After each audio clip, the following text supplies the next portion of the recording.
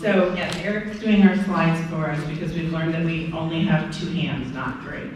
So tonight I'm going to talk to you about academic performance in Delaware, and then we're going to talk about several specific issues and what we can do to change the school situation and encourage you to get out and vote and bring people with you.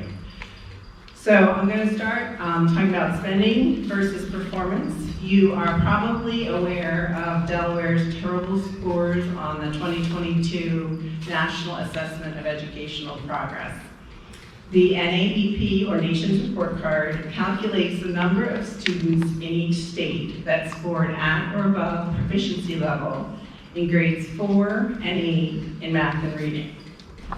Delaware had the worst overall test scores in 2022, when averaging the proficiency rankings for the 4th and 8th grade in both math and reading. Sadly, these terrible scores exist despite the fact that we are also 9th from the top in spending. We spend $18,604 per student. So only 8 states spend more than us. They all happen to be in the northeast of the country, and they all perform toward the top. So we don't look too good in comparison. Next slide. So the national testing that is done throughout the country is this NAEP, or National Assessment of Educational Progress. And it's given by the National Department of Education every other year to a sample of 4th graders and 8th graders in each state. Delaware's 2022 scores on the NAEP indicate that 25% of students are proficient in English language arts, so that's a quarter. 22% are proficient in math, so that's less than a quarter. If you're wondering whether this is because of COVID and school closures, the 2019 pre-COVID test scores on the NAEP were slightly higher. 32% of students were proficient in ELA, so about a third, and 34% of students were proficient in math, so again, about a third. So the 2022 scores were worse than the pre-COVID 2019 scores, but it really just accelerated a decrease that had started in 2013. So we can't just blame COVID. Next slide.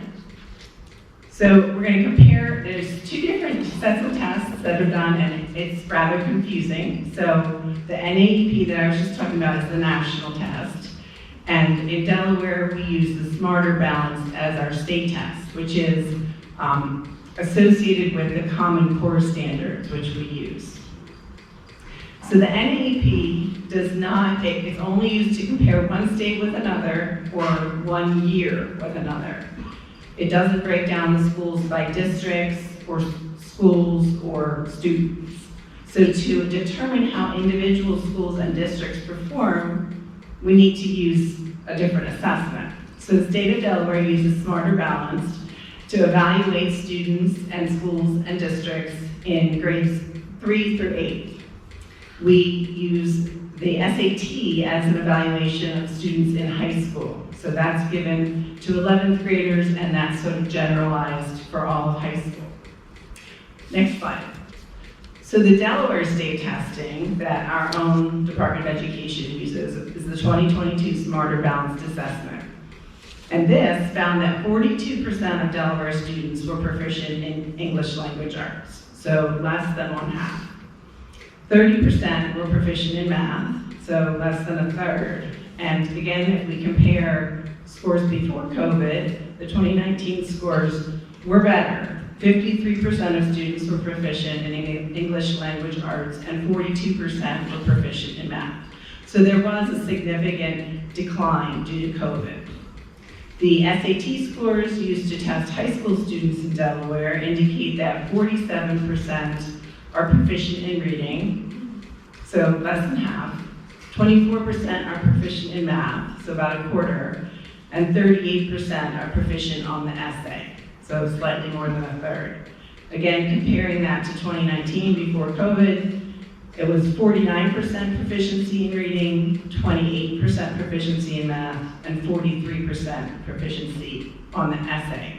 So we see that the Smarter Balanced Assessment, which is used for 3rd grade through 8th grade, was much more impacted by COVID than the high school assessment, which makes sense that younger students who didn't have that foundation were more negatively impacted by the closures and remote learning from COVID. Also of note is the fact that the assessment that we use at the state level, the Smarter Balanced Assessment, gives, as you saw, higher scores than the NAEP. About 1/3 of students performed at grade level on the Smarter Balanced Assessment, whereas on the NAEP, about 1/4 of students that are proficient. But the NAEP does not claim to measure grade level proficiency. It's proficiency in general, and so you can't match that up necessarily with the grade. So that explains the difference in the test scores on the 2 different tests. Another important piece of information that I discovered in preparing this talk was that if you go to the Department of Education website and you go to the state snapshot for education, or it's also called the Delaware report card, the Department of Education puts an NA, or not applicable, for school attendance for 2021-2022. So I thought, what does that mean exactly?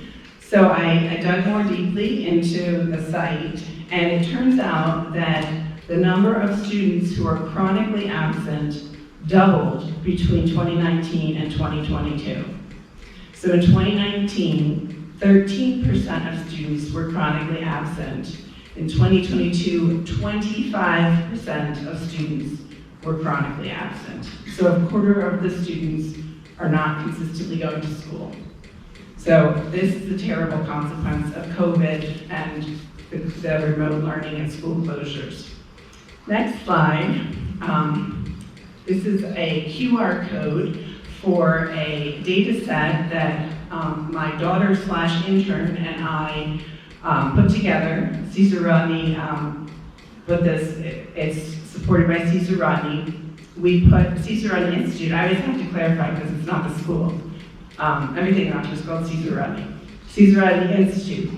So we calculated the Smarter Balanced and SAT test scores for each K-12 public school in each district for both 2019 and 2022. And we've made them available on the website. So you can take a picture of this and use this QR code and the URL below to look up your school and your district and see how they're performing. The Department of Education has a massive data set that breaks things down into, oh, is it blurry?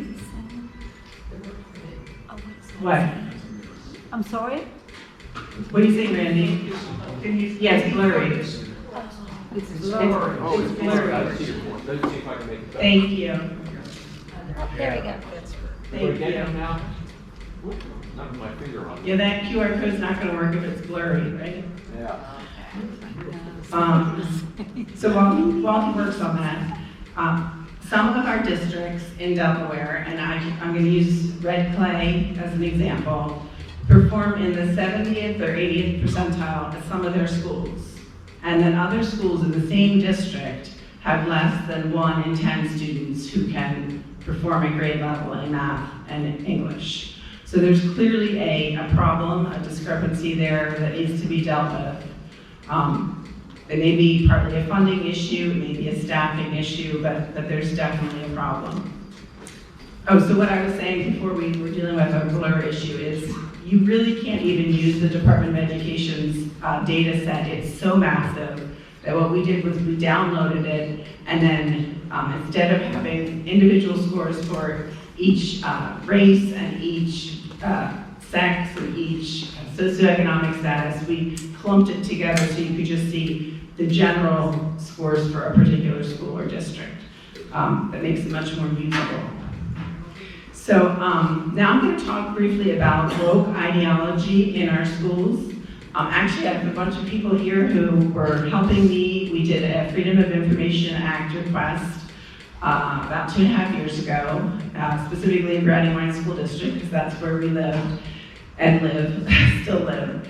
And we looked for any information related to critical race theory. We used all sorts of different terms that can be used for that, and request any materials. We got, I think it was about 4,000 pages, 4,000 pages of materials. And so we split that up and went through them.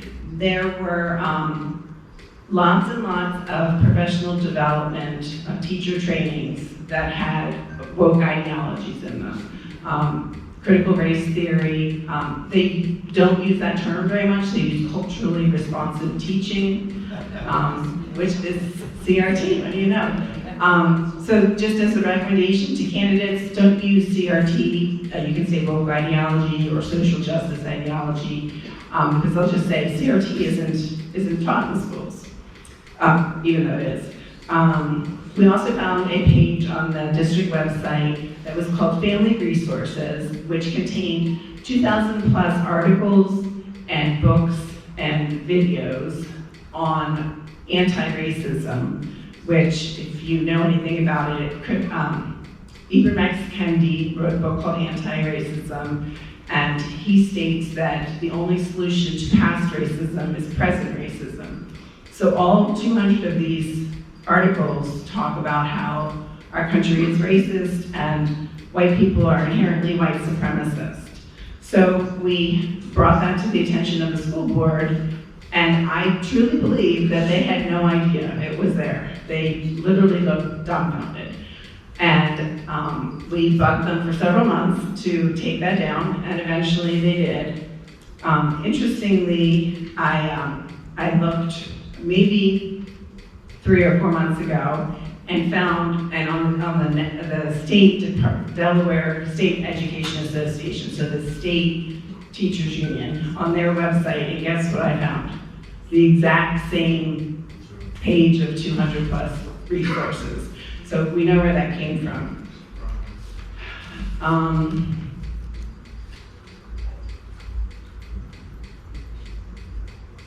Okay, so next I'm just going to briefly talk about the teacher shortages in Delaware. So next slide, Eric.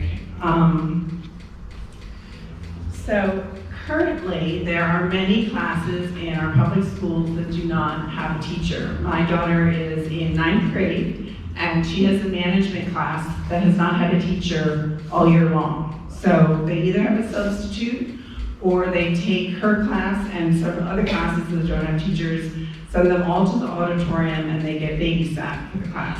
So she hasn't learned any marketing for the year. We had a speaker who was in human resources for Indian River School District, and she was saying that at any one time, approximately 30% of teachers are missing from schools right now. So there's a terrible shortage in teachers. She was saying that they, when she goes to job fairs, there are many, many fewer teachers who are there. Like, it used to be thousands would be attending, and now it's maybe 100. And so there are very, very many fewer students who are interested in becoming teachers. Delaware has the most strict accreditation program in the country. The Heritage Foundation did this calculation, looked at all the states. We have very strict testing, and we have no reciprocity with other states. So if you are licensed in New Jersey or Pennsylvania or Maryland, that you can't come here and teach. You have to go through a bunch of hurdles to teach here. And those schools have better performance, so you'd think we would accept that license. If you look at the state's Join Delaware Schools website, it states that there are currently several hundred teacher vacancies. Next slide, Eric. So this is, these are the requirements the teachers need to go through to become licensed.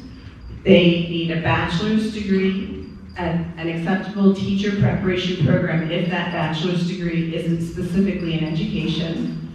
Then they have to pass both the Ed TPA, or Teacher Performance Assessment, and the Praxis Subject Assessment that aligns with the grade and the subject they're teaching. So I've learned in the process of these town halls that the Praxis test is extremely difficult, and that different states can set the level at different places. So Delaware is set very high, and one of the goals would be to try to lower that so more students, I've talked to some super, super smart people who did not pass it the first time. I think I have one more slide. There you go. So, in summary, our education test scores are bad, despite the fact that we're ninth from the top in spending. So when people say we need to spend more money, you can tell them no, ninth from the top. We might maybe need to reallocate it, but it's not doing what it needs to do, but we do not need more. And the high teacher standards are good, but it doesn't help if classes have no teacher. And you will hear from Beth that teachers and students are extremely stressed out due to all of these factors. So thank you very much.